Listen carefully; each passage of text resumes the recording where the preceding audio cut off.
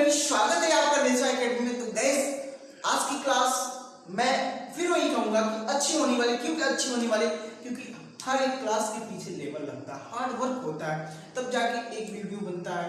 तो इसलिए मैं आपसे हमेशा कहता हूं कि आज की क्लास अच्छी होने वाली। भाई अच्छा क्यों नहीं होगा, जब उसके पीछे हार्ड वर्क किया जा रहा तो अच्छा तो होना ही है, जाहिर सी बात। तो हम क्या पढ़ रहे हैं, प्रकाश का अपवर्तन यानी रिफ्लेक्शन ऑफ लाइट। इससे पहले हमने 2 चैप्टर समाप्त किया, तो ये थर्ड वाला है रिफ्लेक्शन ऑफ लाइट। तो भाई देखो, सिंपल सी बात है, हमने कहां तक पढ़ा था, स्नेल का नियम हमारा खत्म हो गया। प्रकाश का अपवर्तन क्या होता है, रिफ्लेक्शन ऑफ लाइट क्या होती है, मीडियम, डेंसर मीडियम, आपका रेयर मीडियम, साथ ही साथ तुम्हारा कैसे डिफाइन करते हैं, स्नेल का नियम मतलब अपवर्तन के नियम, ये सारे हमने पढ़ा था। लास्ट में हमारा एक निकल के आया था, अगर मान लो 2 मीडियम है, हमने गाड़ी के द्वारा तुमको प्रैक्टिकली दिखाया था कैसे जब विकर्ण माध्यम से शगन में जाती है तो झुकती है, क्या होता है, फिर शगन से विरल में जाती है तो दूर हटती है। ये मैं तुम्हें दिखाया था। मान लो ये तुम्हारा विरल है, ये शगन है, तो जब क्या हो रहा था, ये अभिलंब है हमारा, है कोई आपतित हुई किरण यहाँ पे, तो क्या होती थी, अभिलंब की ओर झुक जाती थी। लेकिन अगर जस्ट उल्टा ले लो, इधर से हमने लिया जस्ट उल्टा, कि शगन से विरल में जाएगा तो अभिलंब से दूर हटता है। तो भाई यही सब चीज थी। आज देखो, इससे हमने कैलकुलेशन निकाला, क्या निकाला था कि sine I upon sine R, ये मैंने निकाल लिया था, ये म्यू के बराबर था। तो भाई कहीं ना कहीं यहाँ 2 मीडियम थे, मान लेते हैं विरल की जगह इसको 1 मान लेते हैं, शगन की जगह 2 मान लेते हैं, ये चीज समझना। तो इसको तुम लिख सकते हो क्या, 1 2 ऐसे लिख सकते हो। मैं बताना जरा, ऐसे लिख सकते हो कि नहीं, प्यार से बताना, थोड़ा सा नीचे लिखो, कोई बात नहीं। मतलब क्या हुआ कि जो तुम्हारा अपवर्तनांक था किसी मीडियम के सापेक्ष हो गया। बात को समझना कि इस नियतांक को पहले माध्यम के सापेक्ष दूसरे माध्यम का अपवर्तनांक कहते हैं। इसको क्या कर सकते हैं, देखना, 1 म्यू 2 का मतलब क्या हुआ कि पहले माध्यम के सापेक्ष, लिख लो पहले, इसका मतलब माध्यम के सापेक्ष दूसरे माध्यम का अपवर्तनांक है, दूसरे माध्यम का अपवर्तनांक, माध्यम का चल अपवर्तनांक। तो भाई क्या समझ रहे हो तुम इस चीजों को, इसका मतलब समझना, इसका मतलब समझना ये होता है, ठीक है, पहले माध्यम के सापेक्ष दूसरे माध्यम का अपवर्तनांक। अगर मान लो कोई यही मीडियम कोई है 2 और 3 हो, तो क्या लिखो 2 म्यू 3। फिर मान लो कोई ऐसे, चलो एक चीज मैं दिखाता हूं, इसके नीचे एक और मीडियम आ जाए, ग्लास आ जाए, इसके बाद जो सघन से भी ज्यादा गहरा हो ग्लास, तो क्या होगा, ग्लास आ जाए, ठीक है। तो यहाँ पे बनेगा आपतित पे, फिर और झुक जाएगा, और झुक जाएगा कि नहीं, ये ग्लास हो, ठीक है, और झुक जाएगा। तो ये 1 2 3 मीडियम हो गया। इनके बीच पहले माध्यम के सापेक्ष दूसरे माध्यम का अपवर्तनांक 1 म्यू 2। चलो सब मिटाता हूं थोड़ा सा, अब समझना बात को। ये लिख लिया तुमने, हाँ चलो बहुत अच्छे।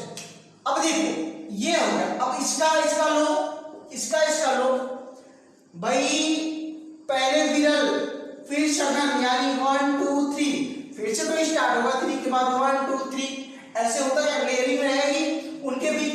तो देखो अगर तुम लो दूसरे और तीसरे माध्यम के बीच, मतलब दूसरे माध्यम के सापेक्ष तीसरे माध्यम का अपवर्तनांक, ये क्या होगा 2 म्यू 3 हो जाएगा। अब देखो अगर तीसरे और 1 के बीच में लो तो क्या होगा 3 म्यू 1, यानी तीसरे माध्यम के सापेक्ष पहले माध्यम का अपवर्तनांक। और तुम्हारे एग्जाम के लिए एक ही फार्मूला यहां से बनेगा, इनका गुणा कर दो, बराबर कितना हो जाएगा, 1 के बराबर हो जाएगा। इतना समझाने का मकसद ही मेरा यही था कि इस चीज को मैं तुम्हें क्या कर सकूं, बता सकूं, इस टॉपिक को मैं तुम्हें बता सकूं कि मेरा मतलब क्या है। तो भाई समझना, पहले माध्यम के सापेक्ष दूसरे माध्यम का अपवर्तनांक, दूसरे माध्यम के सापेक्ष तीसरे माध्यम का अपवर्तनांक, तीसरे माध्यम के सापेक्ष पहले माध्यम का अपवर्तनांक, इन तीनों का गुणनफल 1 होता है। बात समझ में आई? चलो भाई स्क्रीनशॉट ले लो, ठीक है, ठीक है, चलो बहुत अच्छे। मान लेना भाई ये तुम्हारा वायु है, ठीक है, क्या है, जल है, ये कांच है, ठीक है। चलो एक चीज और देखो, अगर यहां से तुम निकालना चाहो 1 म्यू 2 तो क्या हो जाएगा 1/2 म्यू 3 मल्टीप्लाई 3 म्यू 1 हो जाएगा कि नहीं? तो ये भी चीज तो निकाल, मतलब अगर 3 मीडियम दिए हुए हैं, 3 मीडियम दिए हुए हैं, एक 2 का अपवर्तनांक दिया है, एक का नहीं दिया, तो तुम निकाल सकते हो भाई, यहां से निकाल सकते हो, आराम से निकालोगे प्यार से। चलो बात खत्म करते हैं यहीं पे, ठीक है, ये चीज तुमने ले लिया नोट डाउन। चलो मान लो ये एयर है तुम्हारा ए से, वाटर है डब्ल्यू से, ग्लास है जी से, ठीक है। तो अगर इसी को इसमें कन्वर्ट करो तो क्या होगा, a mu water multiply water mu glass, glass multiply फिर 3 यानी ग्लास म्यू एयर बराबर भी 1 लिख सकते हो, जैसे चाहो तैसे तुम लिख सकते हो। चलो इसको मैं मिटाता हूँ, ठीक है, ये तुम्हारी बातें हो गई क्लियर। ये बहुत प्यारी सी बात थी, मजा आ रहा ना भाई, मजा आएगा, टाइम थोड़ा दो और मजा आएगा, ये तो मेरी गारंटी है। अब क्लासेस बेस्ट जा ही नहीं, तुमको पता है, इसके बावजूद तुम्हें नहीं समझ में आ रहा है तो भाई अपनी जो कंसंट्रेशन पावर है ना उसको बढ़ा लो जरा, ठीक है। अगर इतनी चीजें समझाने के बाद भी तुम्हें समझ नहीं आ रहा है तो कंसंट्रेशन पावर अपने माइंड का तुम बढ़ाओ, ठीक है। थोड़ा खीरा ककड़ी उकड़ी अपने भोजन में बढ़ाओ, थोड़ा सा ड्राई फूड वगैरह लो ताकि तुम्हारा दिमाग बढ़े, ठीक है। कहते हैं ना कि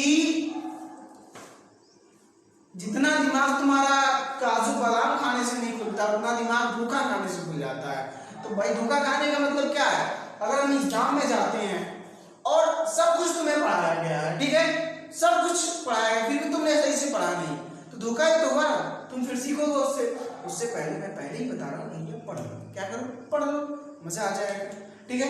क्या लेके आया भाई, चलो अब देखो बात करते हैं तुम्हारा, यदि प्रकाश का अपवर्तन, अपवर्तन का मतलब समझ लेना, एक मीडियम से दूसरे मीडियम, प्रकाश का अपवर्तन, निर्वात मतलब वैक्यूम, निर्वात का मतलब क्या हुआ, वैक्यूम, वैक्यूम से किसमें हो, तुम्हारा किसी मीडियम में हो, मान लो ये माध्यम है, माध्यम, ठीक है, ये मीडियम में हो, ओके। चलो अब देखो ये तुम्हारा लंब मैंने पहले ही ले लिया, ये क्या हुआ, अपवर्तित हुई, मीडियम में अपवर्तित होगी।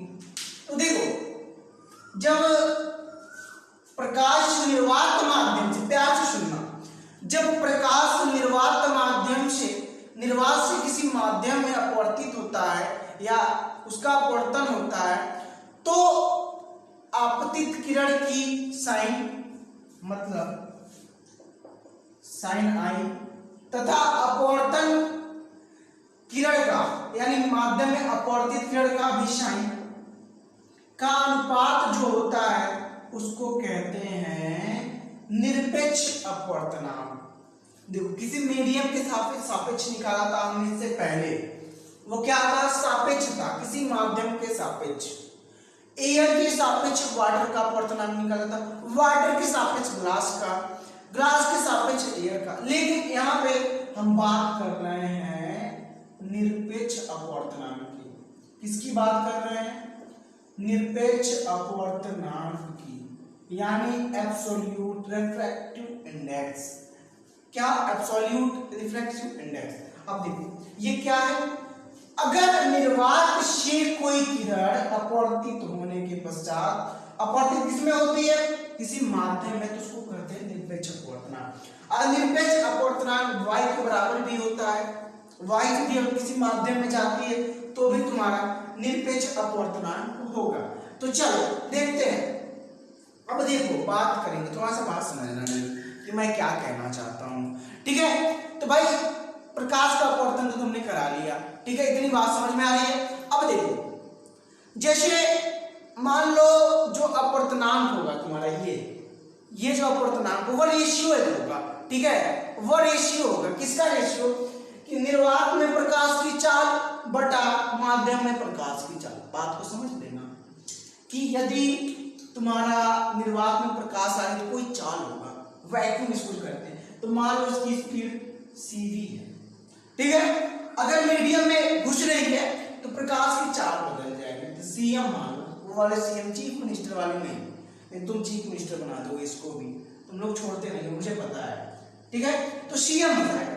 तो जो अपवर्तनांक होता है, याद रखना, निरपेक्ष अपवर्तनांक की बात कर रहे हैं, कि वैक्यूम में प्रकाश की चाल बटा मीडियम में प्रकाश की चाल के बराबर होता है। बात समझ में आई? बात समझ में आई? इतनी बात समझना मेरी, क्या वैक्यूम में प्रकाश की चाल बटे मीडियम में प्रकाश की चाल के बराबर होता है। तो ये रहा हमारा निरपेक्ष अपवर्तनांक। चलो और भी कुछ चीजें जान लेते हैं, तो चलो जान लेते हैं और भी। ये लिख लेना तुम, ऐसा नहीं मुझे तो लिखना नहीं पड़ेगा। अच्छा चलो, क्या निर्वात में प्रकाश की चाल, निर्वात में प्रकाश की चाल, ठीक है, प्रकाश की चाल अपमान करके माध्यम में प्रकाश की चाल, ठीक है, माध्यम में प्रकाश की चाल। चलो ये हो गया तुम्हारा cv cm। चलो ये चीजें मैं रिमूव करता हूं। अब देखो एक चीज और जान लो कि भिन्न भिन्न तरंगदैर्घ्य वाले माध्यम में अपवर्तनांक भिन्न भिन्न होता है, ठीक है। जैसे देखो, अगर अपवर्तनांक जो होता है तरंग दैर्घ्य के बढ़ने के साथ घटता है और तरंग दैर्घ्य के घटने के साथ बढ़ता है, मतलब जो अपवर्तनांक होता है वह तरंग दैर्घ्य के इनवर्सली प्रोपोर्शनल कह सकते हो, तरंग दैर्घ्य के इनवर्सली प्रोपोर्शनल, यानी व्युत्क्रमानुपाती। अगर ये बढ़ेंगे, ये भैया लेमडा भैया बढ़ेंगे तो म्यू क्या होगा, कम होगा, लेमडा भैया क्या होंगे, घटेंगे तो म्यू बढ़ेगा। इतनी चीजें याद रखना। यहाँ से तुम्हारे एक क्वेश्चन पूछ देगा, यहाँ से बनता है क्वेश्चन, यहाँ से बन जाएगा, ये सारे तुम्हारे गोल्डन पॉइंट है, डायमंड पॉइंट्स है, सुपर टिप्स है, ठीक है। अब देखो, ताप का भी इफेक्ट पड़ जाता है, ठीक है, जो अगर मतलब कहते हैं ताप बढ़ने पर भी क्या होता है, अपवर्तनांक क्या होने लगता है, घटता है। ताप बढ़ने पर भी अपवर्तनांक घटता, लेकिन बहुत ही माइनर सिचुएशन उसकी होती है, ठीक है, तो उसको हम नेगलेक्ट कर देते हैं, ठीक है। चलो याद रखना, टेम्परेचर बढ़ने पे, ठीक है, क्या होता है, चलो स्क्रीनशॉट ले लो, यानी तुमने यहां से प्रूव कर दिया ये पॉइंट कि जो म्यू होता है इनवर्सली 1/T। टेम्परेचर के भी बढ़ने पर अपवर्तनांक घटता है, ठीक है, याद रखना ये चीजें। ऐसा मत करना सर ने बताया नहीं, ताप पे जोर नहीं डाला, टेम्परेचर की बात नहीं किया, हमने सारी बातें करनी है, ठीक है। चलो अब देखो, अब इसको मैं हटा रहा हूं, ठीक है, स्क्रीनशॉट ले लेना, मैं इसको रिमूव करता हूं। अब बात थोड़ी सी इसके एग्जांपल्स की करते हैं। चलो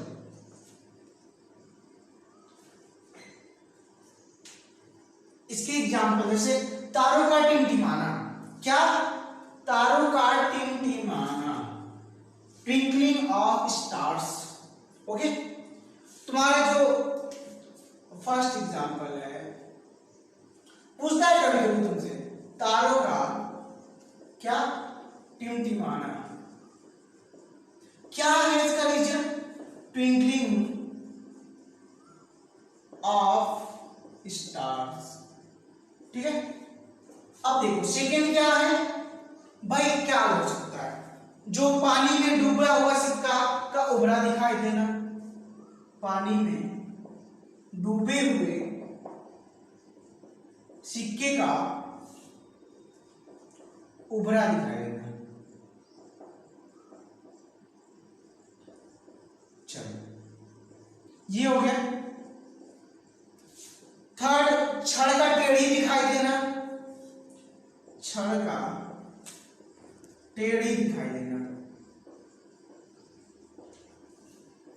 चलो अब देखो चौथी पॉइंट की बात करते हैं क्या कि हाँ जो मछली जो मछुआरे होते हैं, अभी बताता हूं क्या करते हैं। मछली का वास्तविक गहराई से ऊपर दिखाई देना, वास्तविक गहराई से ऊपर दिखाई देना, ठीक है। देखो तारों का टिमटिमाना, भैया जब तारे से क्या होती हैं, तारों का टिमटिमाना का मतलब क्या, वहां से चलती है लाइट, तो तुम्हारे बीच में एयर्स की इतनी मीडियम है, इतनी मीडियम है, मैं तो थक गया बोलते बोलते कितनी मीडियम है भाई, बहुत सारे मीडियम्स है, तो उनका कहीं ना कहीं रिफ्लेक्शन होता रहता है। सभी का अपर्तनांक अलग अलग है, इसलिए रिफ्लेक्शन होता रहता। तो अगर इस समय देख रहे हो तारों को, तो उनकी सिचुएशन कोई और होगी। अगर जस्ट कुछ माइक्रो सेकंड बाद, नैनो सेकंड बाद देखोगे तो उनका सिचुएशन बदल जाएगा। तो इसीलिए लगता है तुम्हें टिमटिमाते हैं, वो तो स्थिर रहते हैं, लेकिन तुम्हें लगता है क्या है, तारे टिमटिमा रहे हैं। बात समझ गए? That is clear. पानी में डूबे हुए सिक्के का उभरा दिखाई देना, चलो तुम्हें दिखा रहा हूं, आ जाओ। कम देखो ये तुम्हारा सिक्का है, 10 का सिक्का होगा, तुम्हारी ये मिर्च जैसे नए यहाँ पे है, क्या तुम्हारी मिर्च जैसे नए नहीं, तुम्हें तो देखना चाहिए ये सिक्का यहाँ पे, लेकिन तुम्हें ये दिखाई देगा यहाँ पे थोड़ा सा उभरा हुआ, due to reflection, due to reflection. भाई बात समझ में आई? रिफ्लेक्शन के कारण भाई देखो परिवर्तन बैच को आई थिंक 8 से 9 दिन अभी तक चला है। अब तुम उसमें सैटरडे संडे मत जोड़ना, सैटरडे संडे का जो होता है हम एक्स्ट्रा जो भी देते हैं तुम्हें बोनस ही होता है, तो उसमें मैंने बहुत सारे चैप्टर खत्म करने की कोशिश किया है, ठीक है। आई थिंक केमिस्ट्री के 5 चैप्टर खत्म हो गए, ठीक है, और उसमें बचे मात्र 19 चैप्टर अभी रिमेनिंग है, उसको बहुत जल्दी खत्म करूंगा मैं, ठीक है। उसके क्वेश्चंस भी मैंने करा दिए, इसमें भी ये तीसरा चैप्टर खत्म होने वाला है। तो फिजिक्स तो मैंने एक बार बहुत अच्छे से खत्म किया है, तो इस बार ज्यादा जोर दोनों में है, लेकिन केमिस्ट्री तुम्हारी पहले खत्म करूंगा इस बार, क्योंकि थोड़ा सा अलग है। तो ये भाई तुम्हारी आंखें ऐसे दिखती है। अब देखो छड़ का टेढ़ी दिखाई देना, पानी में छड़ का टेढ़ी दिखाई देना भाई, ड्यू टू रिफ्रैक्शन। अब मछुआरे क्या करते हैं, वो मछली, जानते हो मछुआरे कहते मछली को मारते हैं जो भी है, तो मछली तो मुझसे बन नहीं पाएगा यार, चलो देखते हैं, आ जाओ मछली बनाते हैं तुम्हारे लिए।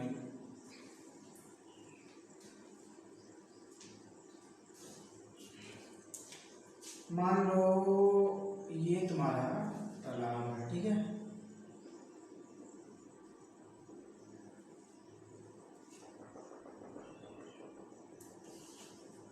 क्या है, तालाब है, ठीक है। चलो ये पानी ऐसे भरे हुए अच्छे से, मछली कैसे बनता है, अच्छी वाली मछली बना दो, चलो ठीक है, ओके।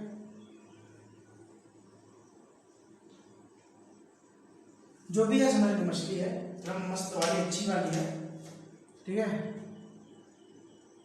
चलो तो ये मछली है तुम्हारी फिश।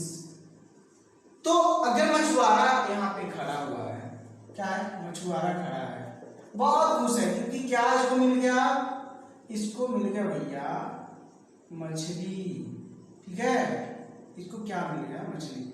ये बेचारा भाला वाला लेके आया है, ठीक है। चलो ये भाला वाला अपना साथ में लटकाया हुआ है, मारेगा, ठीक है। अब देखो बात समझना, तो जो इसकी ये एकदम गहरे में है, इसकी डिस्टेंस डी है यहाँ से, लेकिन ये D1 पे दिखाई देगी यहाँ ऊपर, तो अगर सही मछुआरा नहीं रहेगा तो निशाना नहीं लगेगा। इसलिए मछुआरे लोग, उनकी प्रैक्टिस होती है, वह जानते हैं कि लगाएंगे तभी काम करेगा, किस एंगल पे लग जाएगा। तो इसकी गहराई जो होती है वास्तविक से ऊपर ही दिखाई देती है। ये भी किसके कारण होता है? ड्यू टू रिफ्रैक्शन के कारण, ड्यू टू रिफ्रैक्शन। ओके, बात समझ में आ गई? चलो, तो ये तुम्हारे यूजेस थे, ये हो गए फ्रेंड्स। ठीक है, अब चलो कुछ और भी चीजें बताते हैं। ठीक है, इसके शॉट ले लेना भाई। चलो भाई, इसको मैं रिमूव करता हूं। ओके, अब देखो, अब अपवर्तनांक का गहराई से क्या रिलेशन होता है तुम्हें मैं बताता हूं। ठीक है, अपवर्तनांक का गहराई से रिलेशन देखो, अगर वाष्प तुम जल में देखो, जल में जो वास्तविक गहराई, जो आभासी गहराई वास्तविक गहराई से कम दिखती है, मतलब वास्तव में जो गहराई दिखती नहीं जो होती है, तो अपवर्तनांक का गहराई से रिलेशन, गहराई से रिलेशन। ठीक है, तो देखो भाई, सिंपल सी बात समझना है, अपवर्तनांक का गहराई से रिलेशन पूछ रहा है, तो क्या कर सकते हो? जल का जो अपवर्तनांक कितना होता है? ये होता है 1.33। ठीक है, अगर इसको तुम कन्वर्ट करो इसमें तो 4/3 लिख सकते हो। ये बराबर किसके होगा? ये होता है वास्तविक गहराई बटा आभासी गहराई, आभासी गहराई। अगर तुम्हें इन दो पार्ट को ले लो भाई, इन दोनों पार्ट को, यानी अगर तुम्हें निकालनी हो वास्तविक गहराई, ठीक है, तो क्या करना कि इसको मल्टीप्लाई कर देना, 4/3 गुणे आभासी गहराई। इसमें से जो चाहो तुम निकाल सकते हो। ठीक है, कोई प्रतिबंध नहीं है तुम्हारे लिए, जो चाहो तुम निकाल सकते हो। ठीक है, तो यहां से तुम्हारे ये डाउट्स क्लियर हो जाएंगे कि नहीं? हो जाएंगे ना, बहुत अच्छी बात है। चलो, तो भाई ये क्लियर हो। अब देखो, आ जाओ क्रांति कोड, इसमें कुछ नहीं है, चलो स्क्रीनशॉट ले लो फटाफट। ओके, अब देखो, अब बात करते हैं किसकी? क्रांति कोड की, क्रिटिकल एंगल,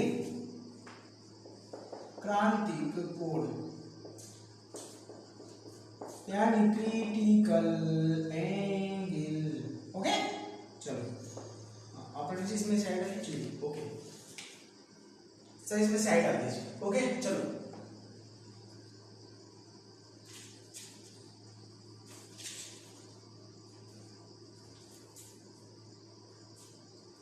चलिए, ठीक है, अब देखिए बात करिए क्रिटिकल एंगल। मान लीजिए क्रिटिकल एंगल तभी काम करेगा जब चलन से विरल में जाओगे। तो देखो कैसे, ये है तुम्हारा, ये क्या है? अभिलंब होगा।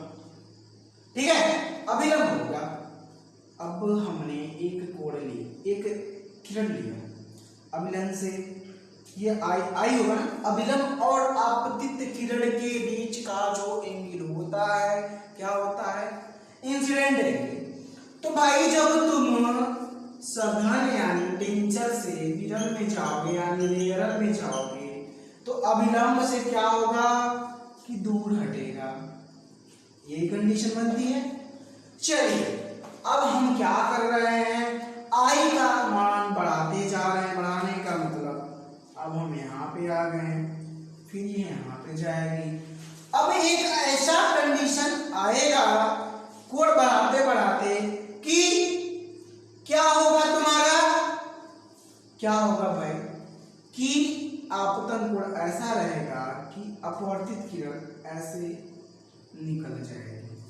देखना, इसी मतलब क्या होगा, इसके पर ही हो जाएगी। ठीक है, यानी जो ये तल है, तल पे ही निकल जाएगी। अब हम क्या करें? देखिए, एक कोण है, मतलब आपतन कोण का वह मान जिस पर अपवर्तित किरण क्या होगा, तल पे निकल जाए, या कह सकते हैं कि अपवर्तन कोण का मान 90 अंश हो जाए। नॉर्मल और आपतित किरण के बीच के कोण को क्या कहते हैं? रिफ्रैक्शन एंगल का मान 90। उस कोण को क्रांति कोण कहते हैं भाई। बात समझ में आई? क्रांति कोण कहते हैं। और पानी के लिए ये तुम्हारा 48.5 होता है पानी के लिए, ठीक है। और वायु से कांच में जाओगे तो वह 42 डिग्री होगा। वायु से कांच में, वायु से पानी 48.5 डिग्री तुम्हारा हो गया, ठीक है। बात समझ में आ रही है? चलो, अगर हीरा की बात करोगे तो क्या होगा तुम्हारा? कोई बताएगा मुझे? ये होता है तुम्हारा 24.4 डिग्री। चलो, वैसे तुम्हारे एग्जाम में ये वाला पूछा जाता है, ठीक है, ये भी याद रख लेना। बात समझ में दिख रहा है ना तुम्हें? ये सारी चीजें तो याद रख लेना इस चीजों को। क्रांति कोण की वैल्यू है, ठीक है। ये थोड़ा सा वैरी करता है। वैरी क्यों करता है? कभी क्राउन कांच हो जाता है, कभी और कई प्रकार के कांच होते हैं ना, थोड़ा सा वैरी, मतलब 38 to 42 तक वैरी करते हैं, लेकिन 42 ही मैक्सिमम दे देते हैं। बात समझ में आ गई? तो ये रहा तुम्हारा क्रांति कोण। चलो, इसी पे समझ, स्क्रीनशॉट लो भाई, स्क्रीनशॉट लो, ओके। चलो, तो गाइस आई होप ये चीजें आपकी क्लियर हो गई होंगी। तो मैं इसे मिलाता हूं, ठीक है। चलो, स्क्रीनशॉट भी तुमने ले लिया होगा। और अगर तुम्हें मजा भी आया है तो मोह माया से परे हट के लाइक भी कर देना, ठीक है। और नए होगे, पहली बार अगर हमारे चैनल पे आए होंगे तो सब्सक्राइब भी कर लेना भाई, ठीक है, क्योंकि ऐसे वीडियो हम देते रहते हैं हमेशा, ऑलवेज मिलेगा तुम्हें। अब देखो, तुम्हारा एक आ गया कंडीशन, पूर्ण परावर्तन, पूर्ण आंतरिक परावर्तन, ठीक है, आंतरिक परावर्तन, ठीक है। अब देखो, टोटल इंटरनल रिफ्लेक्शन की बात करेंगे भाई। हमने क्या करा? एक लिया, चलो अभिलंब ले लो, ठीक है, अभिलंब मैंने ले लिया, ओके। ये अभिलंब है तुम्हारा। अब देखो, एक किरण गई, तो पूर्ण आंतरिक परावर्तन का कंडीशंस है। कंडीशंस क्या होंगे? फर्स्ट कंडीशन कि जो किरण होगी सघन से यानी डेंचर से विरल यानी रेयर मीडियम में जाना चाहिए। कंडीशन लिख लो, सघन से विरल में जाना चाहिए, किरण विरल में जाना चाहिए। सेकेंड कंडीशन क्या होगी कि आपतन कोण का मान, आपतन मतलब इंसिडेंट एंगल की, मतलब angle between normal and the incident ray is called incident angle का मान always greater than critical angle. इससे पहले वाले जो तुमने क्रिटिकल एंगल पढ़ा था उसे सी से कहते हैं, और साइन सी भी ले सकते हो, ठीक है। चलो, तो उसकी वैल्यू होती है, ठीक है। तो जब तुम म्यू के रिलेशन में लिखोगे तो म्यू इनवर्सली 1/sin c हो जाता है। इसको याद रखना, थोड़ा सा उसमें छूट गया, इसको याद रखना। अब देखो, सेकंड कंडीशन कि जो आपतन कोण का मान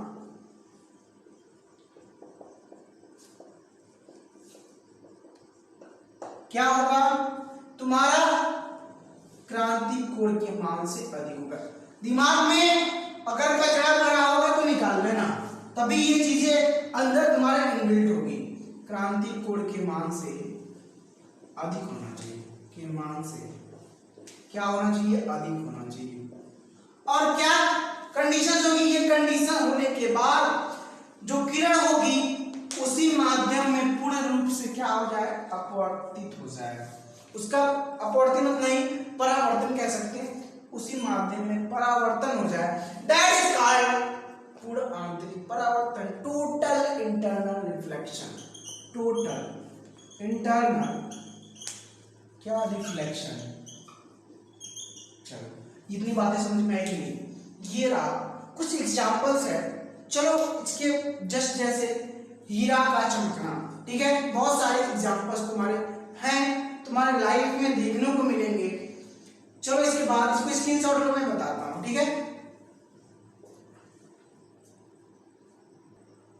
तो भाई पूर्ण आंतरिक परावर्तन के कुछ एग्जांपल्स तुम्हारे लिए मैं लेकर आया। बहुत सारे एग्जांपल तुम्हें एक जगह इकट्ठे नहीं मिलेंगे, ढूंढ के लाया गया तुम्हारे लिए, ताकि तुम्हें एग्जाम में एक भी पॉइंट ना छूट पाए। एक बार स्क्रीनशॉट ले लेना, पहले स्क्रीनशॉट ले लो, मैं बताता हूँ। देखो, हीरे का अत्यधिक चमकना, ये भी पूर्ण परावर्तन के एग्जांपल्स हैं।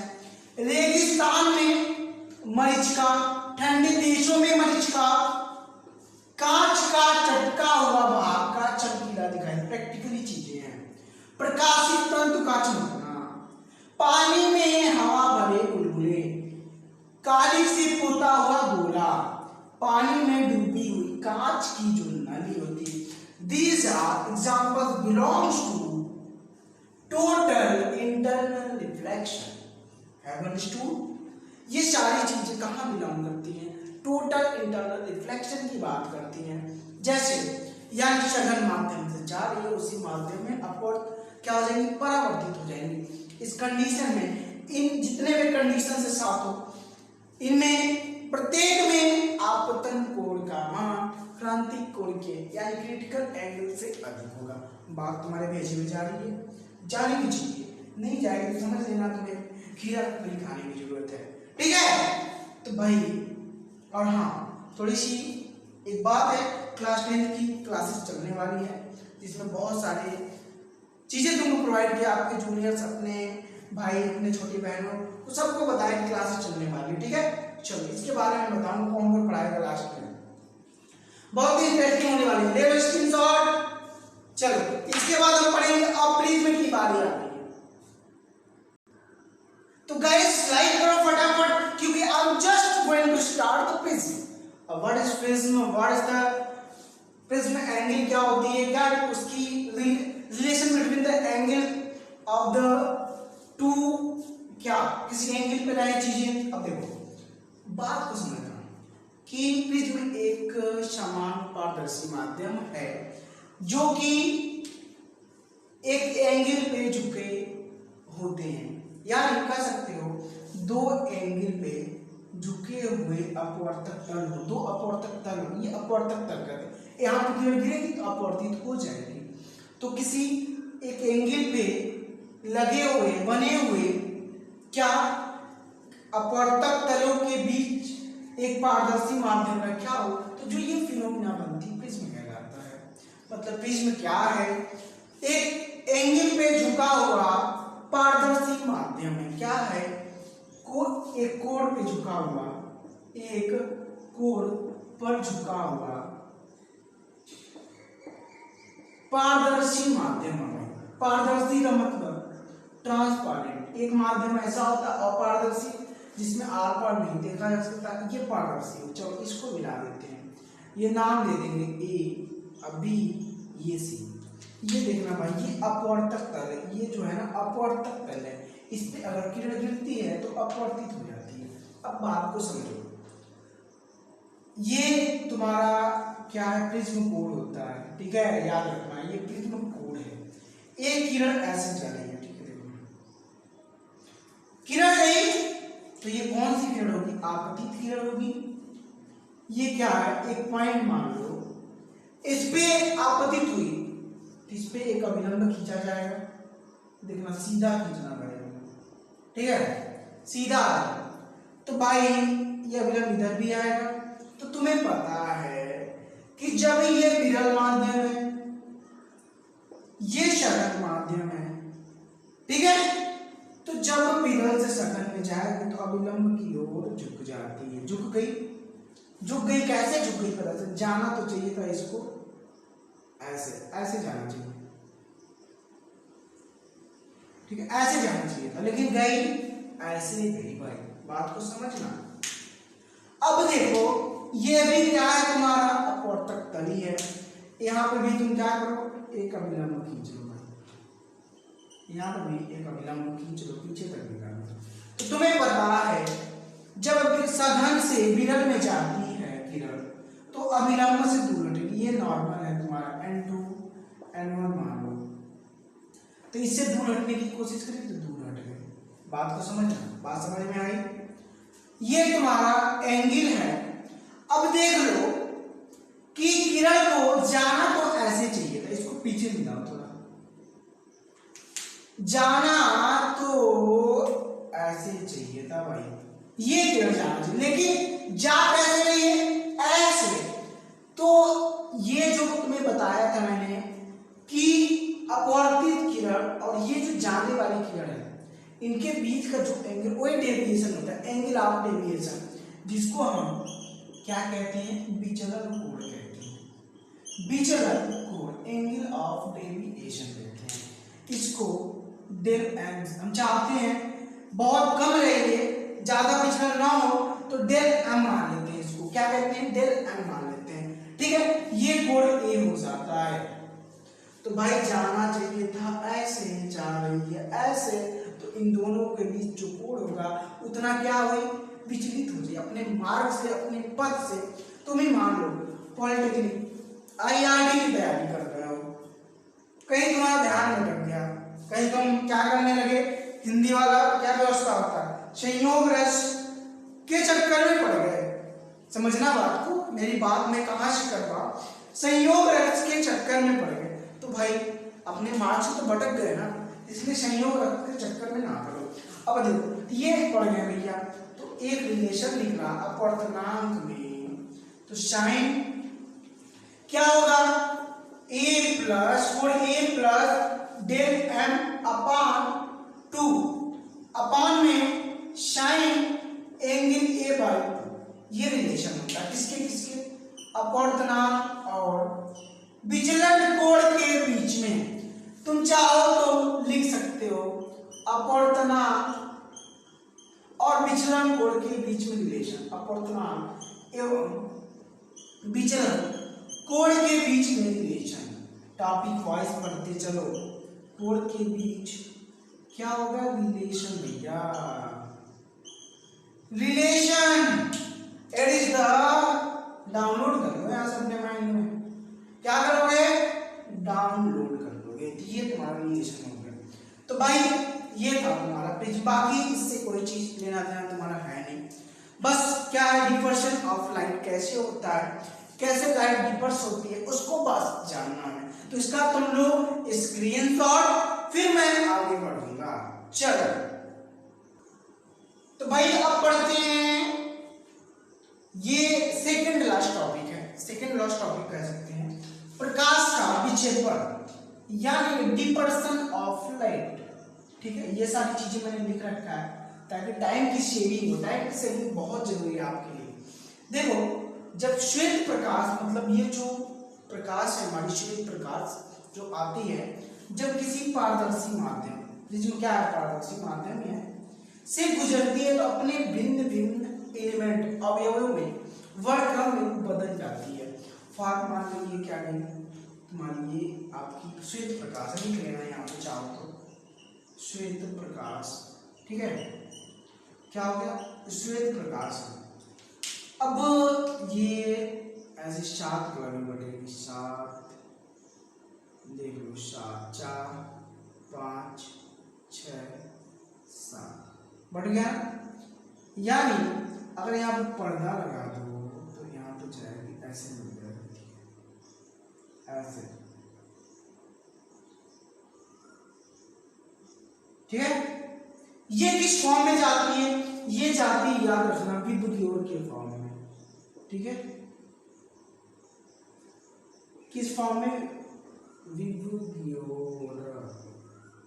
अब विबग्योर के फॉर्म में जाती है। ठीक है, तो भाई अपने वर्णक्रम में, भिन्न भिन्न वर्णक्रम में अलग हो जाना, दैट इज कॉल्ड प्रकाश का विक्षेपण, डिपर्शन ऑफ लाइट, इसी को कहते हैं प्रकाश का विक्षेपण। अब देखो यहां से तुम्हारी चीजें क्या पूछती हैं, ये देखो प्रकाश का अपवर्तन में विबग्योर का वेवलेंथ, ये कलर दे रखा है, ये तुम्हारा वेवलेंथ एंगस्ट्रॉम में। देखो लाल का जो तरंगदैर्घ्य होगा एंगस्ट्रॉम से 6400 एंगस्ट्रॉम होगा, याद रखना। नारंगी का जो होगा 6400 से 6000 एंगस्ट्रॉम होगा। पीला का जो होगा 6000 से 5700, हरा का जो होगा 5700 से 5000, नीला का जो होगा 5000 से 4600, आसमानी का 4600 से 4300 और बैगनी का 43 से 4000। याद कैसे रखोगे? याद रखोगे ऐसे विवियोड, ठीक है, विवियोड, ठीक है, ऐसे चलना, ठीक है। Violet, which violet, indigo, blue, green, yellow, orange, red, ये से याद रखना। ये क्या है? इनका वर्णक्षेत्रफल है, ठीक है। प्रकाश की चाल तुम्हें पता है क्या होती है? 3×10⁸ मीटर प्रति सेकेंड। भले ही से जब ये जल में जाती है 2.5 हो जाती है, इंटू 10⁻⁸ हो जाती है, तो वो जल की, लेकिन ऐसे निर्वात में ऐसी होती है चाल। ये समझ में है? ये सारी चीजें तुम्हें याद करना, कहीं से भी तुम्हें क्वेश्चन पूछ देगा, ठीक है, तो भाई ये चीजें याद करने वाली चीजें हैं, ठीक है। तो ये हो गया प्रकाश का विक्षेपण, ठीक है। स्क्रीनशॉट ले लिए होगा, आई हो। अब देखो ये तुम्हारा जो क्रम है ना, अरे सॉरी, ये जो तुम्हारा क्रम है वेवलेंथ का बढ़ता क्रम, ठीक है। ये लाल का वेवलेंथ सबसे अधिक, बैगनी का सबसे कम, ठीक है।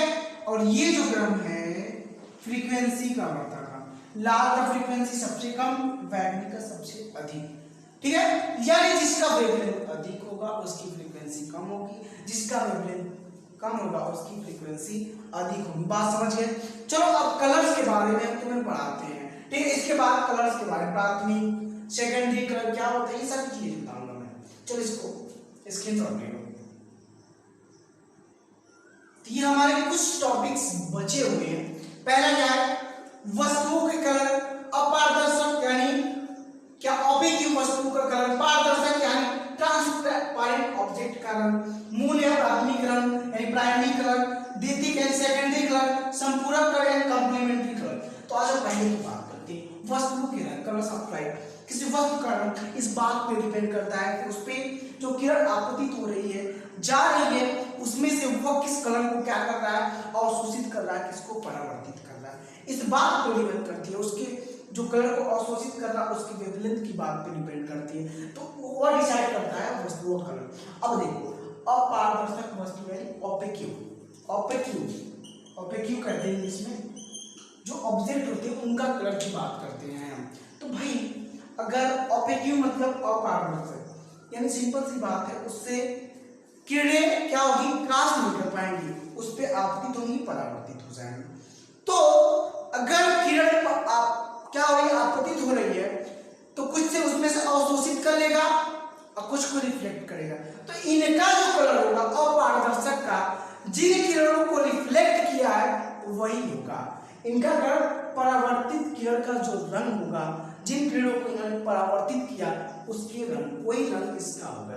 अब आ जाओ पारदर्शक, परावर्तित याद रखना, पारदर्शक वस्तु के रंग। तो पारदर्शक में आर पर चली जाएंगी यानी अपवर्तित होगा।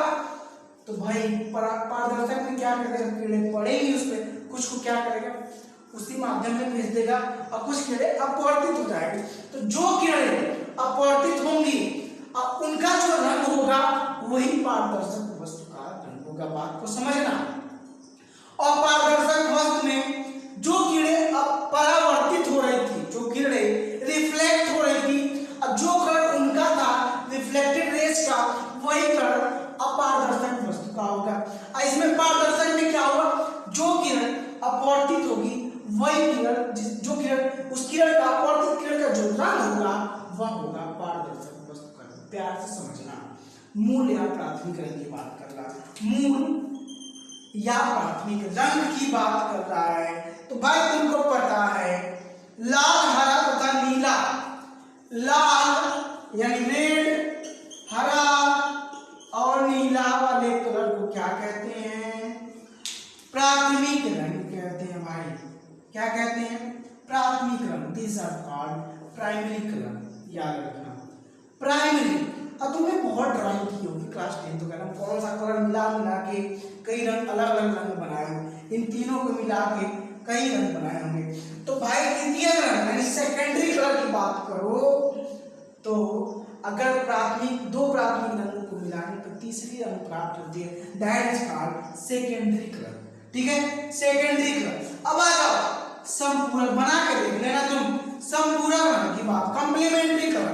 कॉम्प्लीमेंट्री कलर का मतलब दो किसी भी रंग को मिलाने पर, किसी भी दो रंग को मिलाने पर यदि सफेद रंग प्राप्त होता है तो ये क्या कहलाता है? कॉम्प्लीमेंट्री रंग कहलाता है। भाई क्या कहलाता है? कॉम्प्लीमेंट्री रंग। तो भाई बात समझ में आ गई। संपूरक कलर, हमने ये सारी चीजें क्लियर कर ली। वस्तु का कलर किस पे डिपेंड होगा? अपारदर्शक वस्तुओं के कलर, पारदर्शक वस्तुओं के कलर, मूल या प्राथमिक कलर, सेकेंडरी कलर, संपूरक कलर। चैप्टर हैज बीन आपका समाप्त हो गया भाई, कंप्लीटेड, वी गॉट इट। प्रकाश का अपवर्तन फिनिश। इसके बाद अब लेंस की चैप्टर आएंगे। लेंस बहुत ही मजा आएगा, जो जो करके पढ़ेंगे हम लोग। ठीक है, तो भाई मजा आया? मजा आया तो क्या करोगे? तोड़ डालना ये वाली बटन, ये जो बटन ऐसे दिखता है ना, तोड़ डालना। ठीक है, और नए हो गए तो सब्सक्राइब करना, घंटी को भी दबा लेना, नहीं तो कोई भी नोटिफिकेशन मिलेगा नहीं। तो भाई परिवर्तन बैच में ज्वाइन है, अभी तक नहीं ज्वाइन हुए हो 9628000470। परिवर्तन बैच में ज्वाइन हो तो कॉल करो, व्हाट्सएप करो, जो मर्जी करना है करो, तुम्हें परिवर्तन बैच में ज्वाइन होगे। सारी क्लासेस तुम्हें फ्री ऑफ कॉस्ट मिलेगी, साथ में टेस्ट सीरीज मिलेगा तुम्हें, टेस्ट सीरीज जो कि तुम्हारे लिए बहुत इंपॉर्टेंस होगा। तुम उसको घर पे बैठ के सॉल्व करो, बाकी सारी चीजें सही से करो। ठीक है, तो अगर तुम अपने आप को बूस्ट करना चाहते हो as a booster, you will have to join the ratio academy परिवर्तन बैच। परिवर्तन बैच क्या खासियत है? तुम्हारे क्वेश्चन हमारे स्टूडेंट ही सॉल्व कर देंगे, तुम्हारी सारी प्रॉब्लम हमारे स्टूडेंट, हमसे पहले हमारे स्टूडेंट ही रिप्लाई दे देते हैं।